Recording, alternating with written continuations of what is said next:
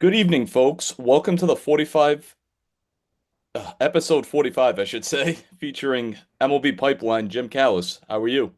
I'm doing good, Ken. How are you doing? I'm doing well, thank you. I appreciate you coming on. I know this was a few weeks in the making. I've seen you at spring training, either in Florida or Arizona, talking to players and stuff like that. So I figured if you want to start about, talk about your career and stuff, just ramble on and see how you got into, obviously working for MLB Pipeline.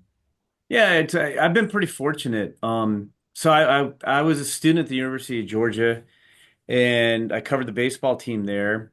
Hmm. And I mean, I've always been a sports fan. But I think baseball probably my favorite sport. And I started covering the Georgia baseball team in 1987, and it was good timing on my part because it was the first year that we ever went to the College World Series. Hmm. We had two first round picks. We had a third player play in the big leagues. It was Derek Lilquist, Chris Carpenter were the first rounders. Steve Carter played in the big leagues, and I just had the best time covering it. Really enjoyed it. Got to go to Omaha for the College World Series. It was great. And this was so long ago, Ken. There was no internet. I guess we had fax machines. We must have had Yep. fax machines. That was probably the height of technology in No cell 1989. phones. Yeah, and no cell phones. Yep. And literally the way you like at the time, Baseball America, which I'd read for a couple of years at that point, was covering minor league baseball, the draft, college baseball. Nobody else was really covering that stuff. And I love that magazine, but they did a top 25 poll every week, which obviously Georgia was in week to week. And literally to get the poll back then, you had to call their office and they would read it off to you. Like number one is Wow. Arizona State, they're 13 and 0, and you'd sit there and write it all down. And then we'd put it in the school paper, the red and black. And so anyway, I got to know those guys a little bit and at Baseball America, and I asked them, how they solicited articles because back then they would do like a freelance article for the they had College East to College West. It was a tabloid back then, these 15-inch pages, and they would do a sidebar from a local writer on the College East page and the College West page, and they had done sidebars on Lilquist and Carpenter back then, because they were on the way to being first round picks, Hmm. and they'd used a guy from the Athens paper for one, and a guy from the Atlanta Journal and Constitution for another. And those guys never covered any. They didn't go to games. Like, I mean, Georgia baseball wasn't covered. I was the only one at the games, and I just said, "Hey, if you want anything in the future, I'd be happy to do it." And so, following spring, I wrote an article for Baseball America about how Georgia was trying to rebuild its pitching staff, losing two first rounders, and I wound up getting an internship that summer with them, just having talked to them, where they were putting on a book about the history of the draft, which at that point was only 25 years old. Um, and my first task literally was entering the name, position, school, and whether or not the guy signed. Every player who'd ever been drafted, and they used to have four drafts a year in baseball too. Oh, Um, wow. that was my first task. But anyway, I loved it. I got to do some writing, and loved it. And so I got hired by Baseball America. I had one quarter left at Georgia.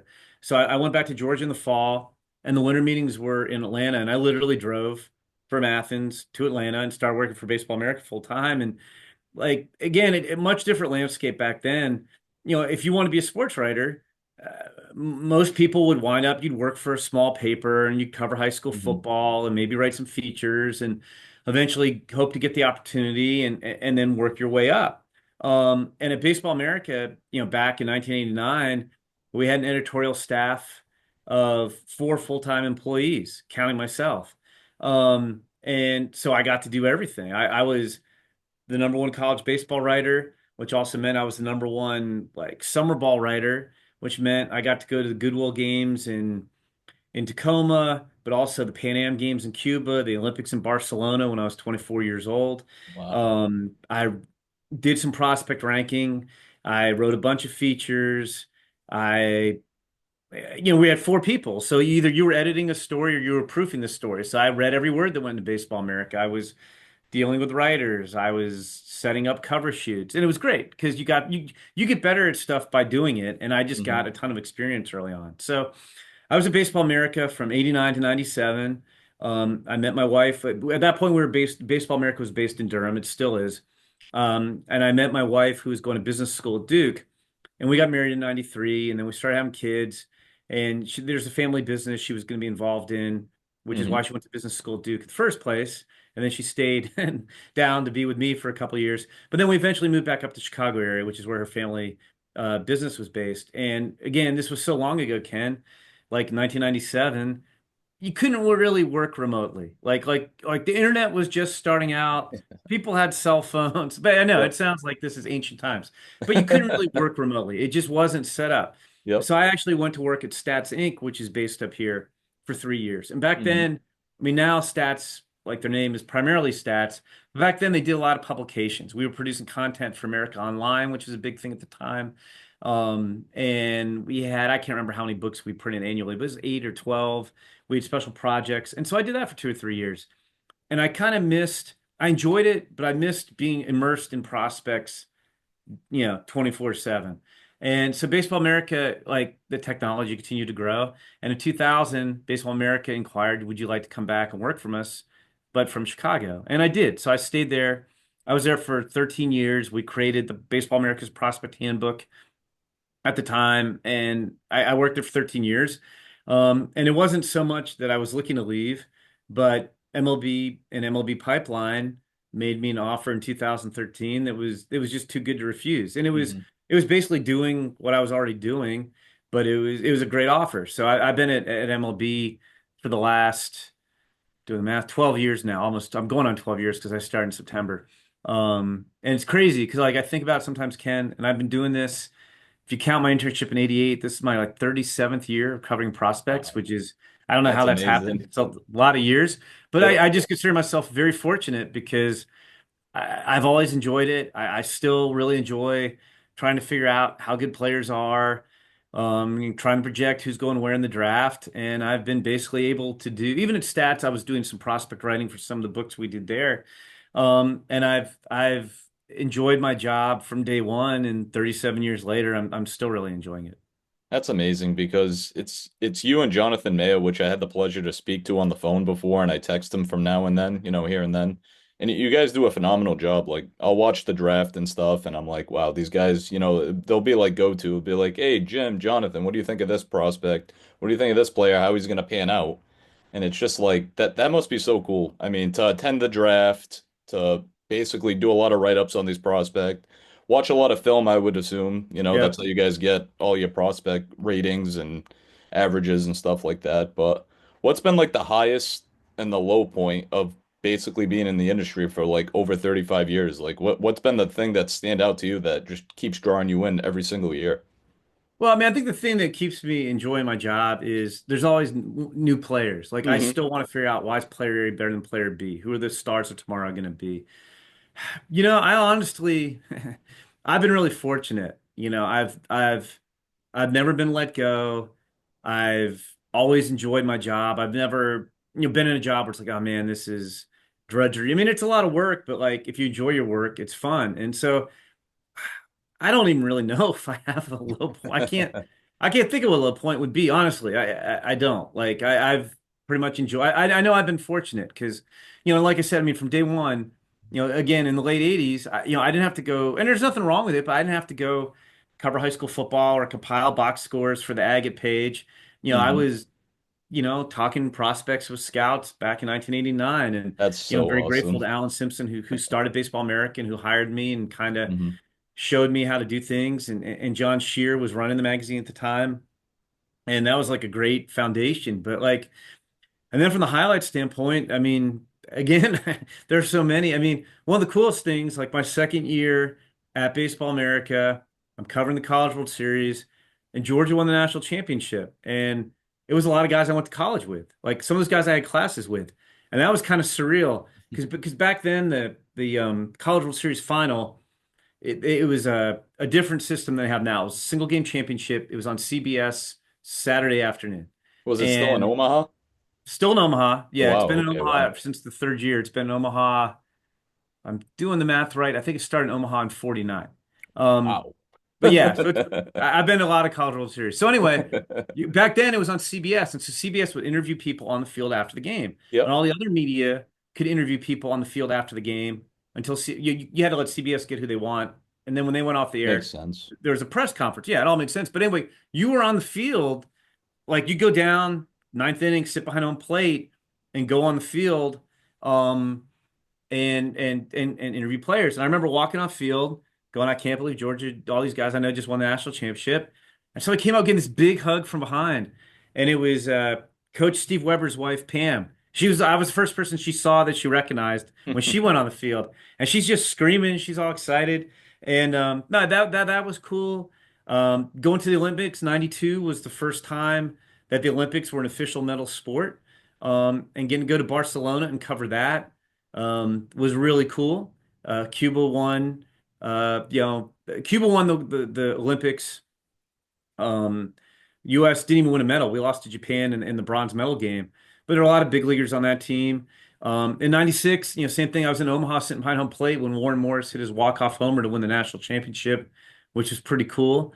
Um, just over the years, talking to so many people. I mean, it's cool because you like to see people do well. And I've been Hmm. doing this long enough that there's a lot of people who started off in baseball, maybe at lower level jobs, who are now like GMs that I've known for a long time. And just seeing people rise in the game, that's fun. And just all the years of covering prospects has been fun. Like so, I guess I'm fortunate. I can think of a lot of highlights. I can't think of too many. I can't think of any. I don't even know what the low point of my career would be, Ken, because I've been very fortunate. No, that's amazing because that's very like rare to hear from a journalist. Like, hey, I'm either moved on or let go from such and such a paper, publisher, whatever. So that's great to, basically 37 years in the industry and you've had, Baseball America, Stats, Baseball America again, and now with MLB now, excuse me, MLB.com or MIB, the pipeline too. Yeah. So Yeah, and I doing mean, stuff for network too has been great. I mean, again, I'll make myself sound ancient. Like there was no MLB, like MLB Network when I started was, I oh, believe, 21 years away from starting. yeah, was Um, it '09 it came out? Because I I think remember, '09, yeah. yeah, I I was know gonna '09 was the say, first year they did the draft. And it's funny, I remember like in the early '90s at Baseball America, we did Alan Simpson had a list of like 15 things, 15 changes baseball should make or something. And one of them was having an MLB network. And it still took another, 15 years or so for it to start. And that's been fun. I mean, just getting to do the draft on TV is fun, and working with everybody at MLB Network's great. And then, getting to run around spring training with them. I got that's to so call like cool. this year two spring breakout games, which were Hmm. a lot of fun. Like I never would have thought, like when I started, if somebody said, "Hey, you'll be doing color on like prospect broadcasts, whether it's the fall league or whatever. You'll be on TV for the draft." I would like in 1988, I would have thought, "What are you talking about? Like draft on TV?" Because I mean, when I started, Ken, the draft, MLB wouldn't even release the draft lists. They were concerned that players and agents, I mean, not players, colleges and agents were using the draft list to recruit players. Hmm. So when I started, and the draft back then could go as long as teams wanted to pick. So you had some teams a couple years made 100 picks. Wow. Like so the draft when I started, the first round would get released to the Associated Press in order. You know picks, I guess there were 26 teams back then, 1 through 26. After that, you wouldn't get anything, nothing would come out. I think it would be maybe a week later, baseball would release the draft like in alphabetical order. So if the Astros drafted 100 players, you'd have 99 guys listed in alphabetical order, and you wouldn't know necessarily who was the second rounder and who went in the 100th round. Let alone, having the draft on TV. And Alan Simpson used to put the draft like when I started, he would get like the first 5 rounds in order so we could publish it in our next issue, and then he'd get the first 10, and then he eventually got to the point where he's like, I think I can get the whole draft in order. We came out every 2 weeks before our next issue comes out, and we were going to sell the draft list again. This was long ago via fax. Like if you Wow. were a Red Sox fan and you wanted to know the Red Sox, we'd fax you the Red Sox draft list in order. I don't know, $3. I don't even know, or $5, whatever we were charging. Hmm. Or and it was because we were doing that, MLB decided, well, if they're putting it together and they're gonna charge people for it, we might as well just release it. So when I started, you didn't even know on draft day who went where, and now we have the draft live on TV. So was it televised back in the day too? With that just the thing with the past maybe 20, 30 years that it's been on TV. There were I was not at MLB.com. MLB.com started around 2001, if I remember correctly. 2000, 2001. And I think they did like some commentary, certainly not for every round. I think they did some commentary. I'm not sure at what point they did that. The first time it was televised on a TV network was in 2007, 2008 as part of their contract between MLB and ESPN. Hmm. MLB wanted the draft on TV. And so ESPN televised, I want to say we did the first round in 2007 and 2008. And then the MLB network came into being in 2009 and it's been on MLB network ever since. Yeah, it's usually on both networks because I'm either flipping between MLB or ESPN. Maybe not watching it religiously, but it's great telecast that they do. But it's I'm glad you brought up the spring breakout game because, like I told you off air, I seen you on MLB Network last week, and you were excited about the Rays Red Sox prospect game. You were like over the moon. You're like, this is probably like the best spring breakout game It on was. on right now, and that was like last Wednesday or whatever it was. I mean, were you there calling the game? Because I thought I heard you say something. Yeah, no, I was calling the game. It was on MLB Network. It was Hmm. produced by the Rays Network, which is Yeah, it FanDuel was. Sports Network, and then they Hmm. broadcast it on MLB Network. I was doing the game with Andy Freed, who's one of the Rays announcers, and no, I mean that was a tremendous. Like we had the best matchup for that one because you had the number two and three farm systems in baseball. Yep. You had we had a guy break down the rosters based on how many of each team's top 30 prospects were on rosters, and I think just based on like whatever you want to call that metric, percentages of talent in the system, they were two of the top three teams. The Red Sox had the best roster. And you had four of the top 12 prospects in baseball in Roman Anthony and Christian Campbell and Marcelo Meyer for the Red Sox and Carson Williams for the Rays. We'll throw in, we also had, the Rays had another top 100 guy too, but the Rays also had the fastest prospect in baseball in Chandler Simpson. Hmm. So it was just loaded. And the cool thing was, everybody did something. Like all four of those guys I mentioned who are in the top 12 prospects of baseball, every one of them hit a home run. Roman Anthony hit a home run on top of an office building beyond like the right field concourse. Also, all four guys homered. Yep. Chandler Simpson laid down a perfect bunt single. I don't even think they didn't throw the ball because they had no shot to get him out. And then he stole a base. So it was cool not just having all those guys there, but also them showing everybody who's watching the game what they could do. Like if you watch that game, you had a pretty good I idea seen a why little those bit of four, it. yeah, why those four guys were regarded so highly. I mean, seeing those guys in person, obviously coming from a Red Sox fan, follow the team pretty religiously, obviously.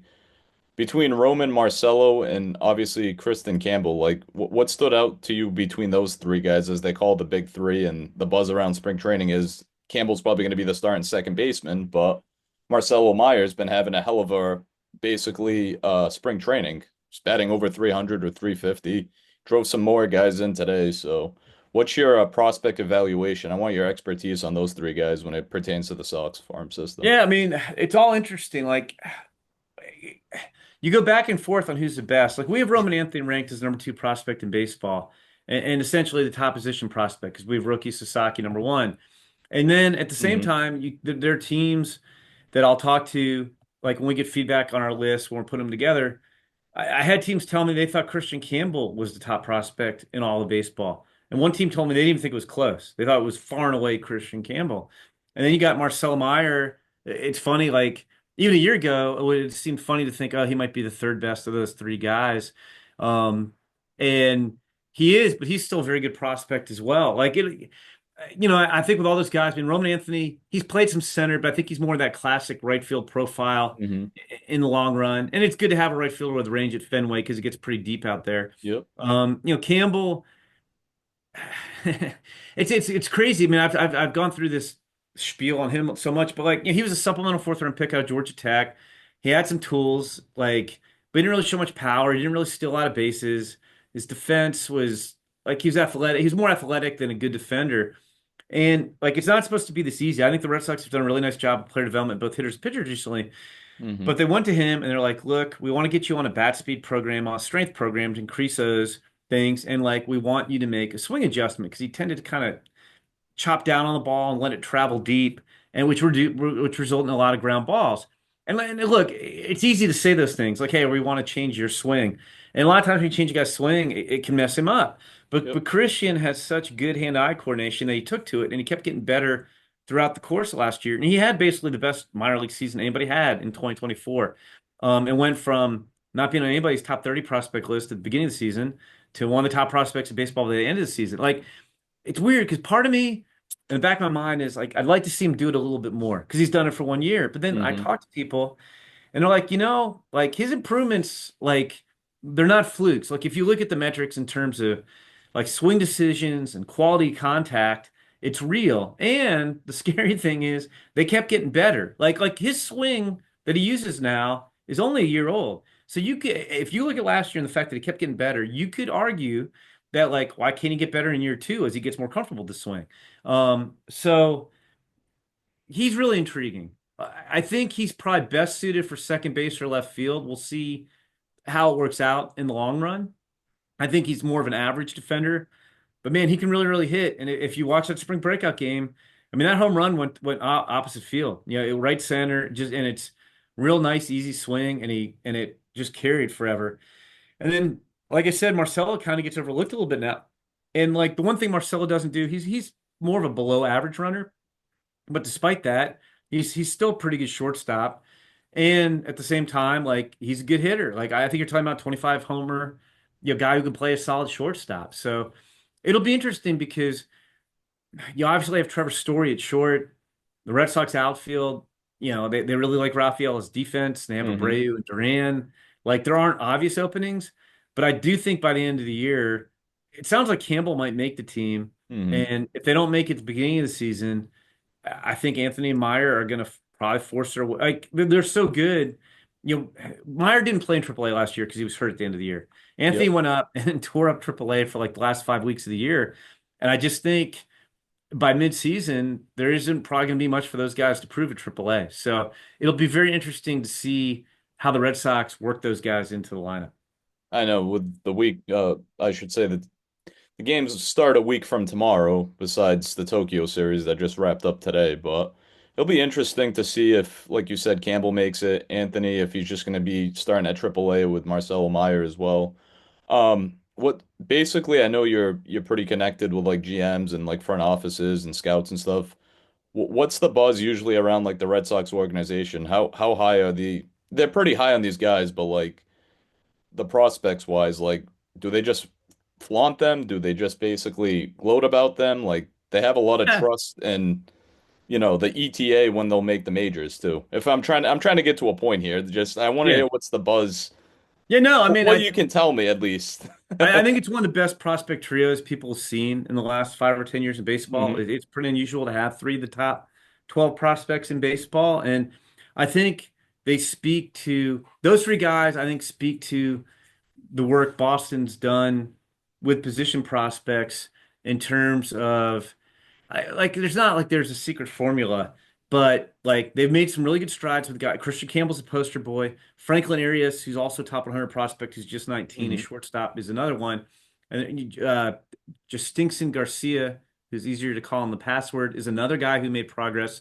But like they're helping guys get stronger and add bat speed, and they're helping guys it's not a secret. Like the secret to success as a hitter is you want to hit the ball hard and you want to hit the ball in the air. And usually good things will happen. I mean, you don't want to hit pop-ups, but you know what I'm saying, hit line drives Yeah, for and sure. deep fly Hit for balls. contact.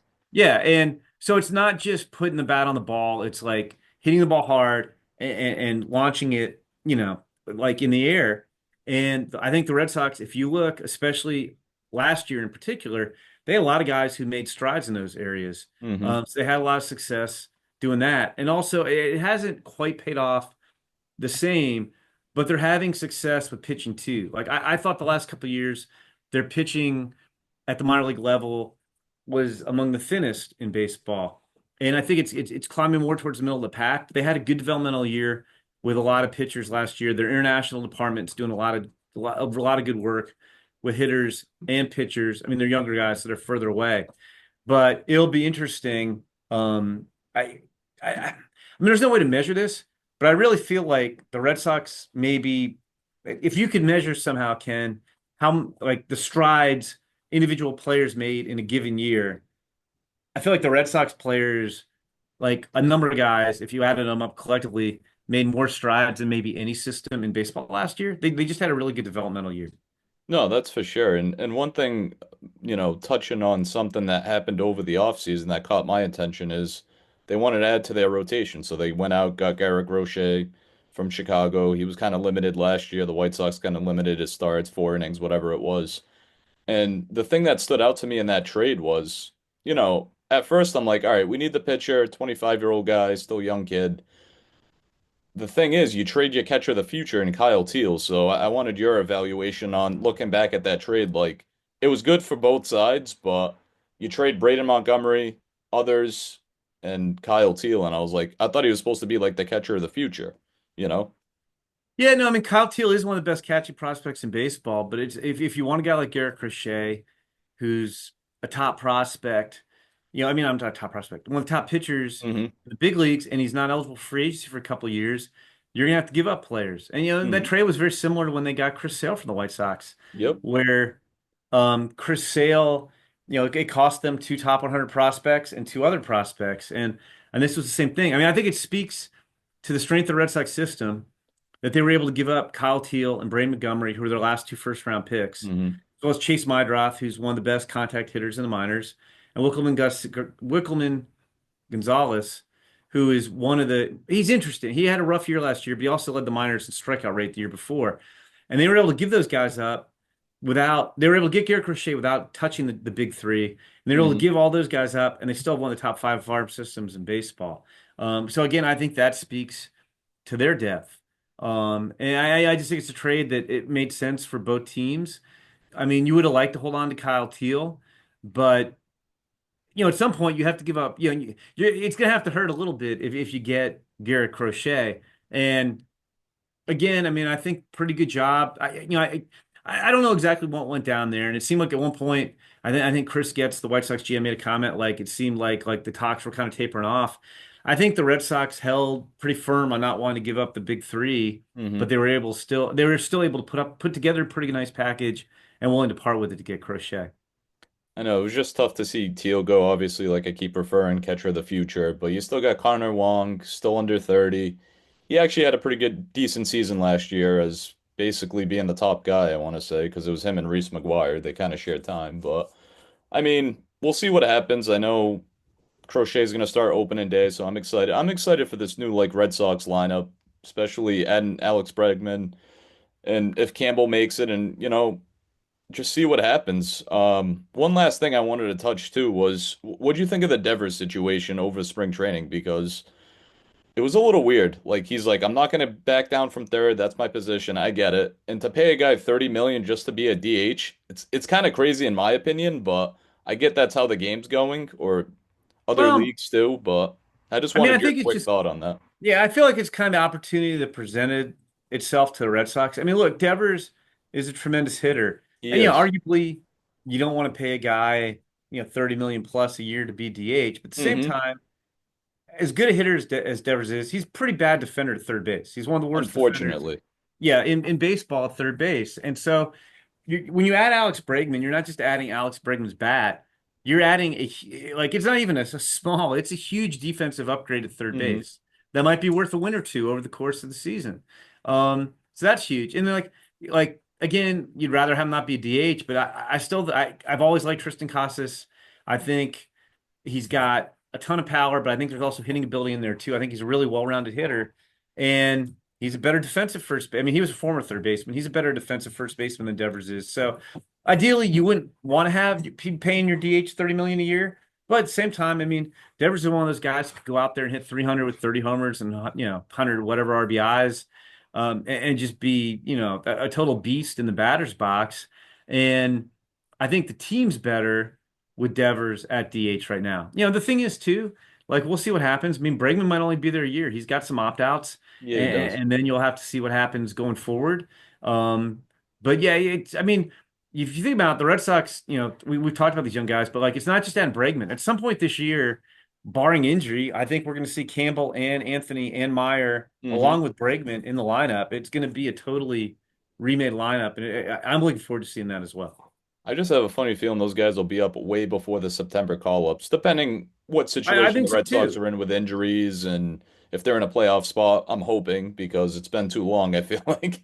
I know speaking recent success, was 2021's the last time they made the playoffs and lost to the Astros in the ALCS. But no, any final thoughts? I really appreciate you coming on, Jim, and making this work before your busy time.